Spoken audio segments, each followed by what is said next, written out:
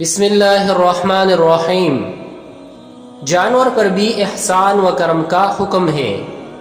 اسلام میں تو یہ تعلیم ہے کہ جانوروں پر بھی رحم اور احسان کا معاملہ کیا جائے۔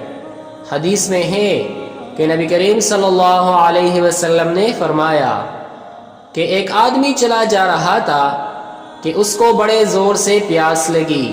راستہ میں کنواں تھا، وہ کنویں میں اترا اور پانی پی کر باہر آیا تو دیکھا کہ ایک کتا پیاس کی وجہ سے بے تاب ہو رہا ہے اور کیچڑ چاٹ کر پیاس بجھانے کی کوشش کر رہا ہے۔ اس آدمی کو خیال آیا کہ جیسے مجھے پیاس لگی تھی اور میں پریشان ہوا تھا، اسی طرح اس کتے کو بھی پیاس سے پریشانی ہوئی ہوگی۔ یہ سوچ کر کنویں میں اترا اور اپنے موزہ میں پانی بھرا اور موزہ کو منہ میں پکڑ کر کنویں سے باہر نکل آیا اور کتے کو پانی پلایا۔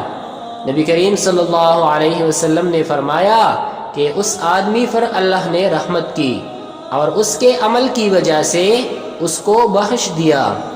صحابہ نے عرض کیا کہ کیا کتے پر رحم کرنے پر بھی ثواب ملتا ہے؟ فرمایا کہ ہاں، ہر جانور پر احسان کرنے سے ثواب ملتا ہے۔ اس حدیث میں سبق دیا گیا ہے کہ جانوروں پر بھی رحم کرنا چاہیے۔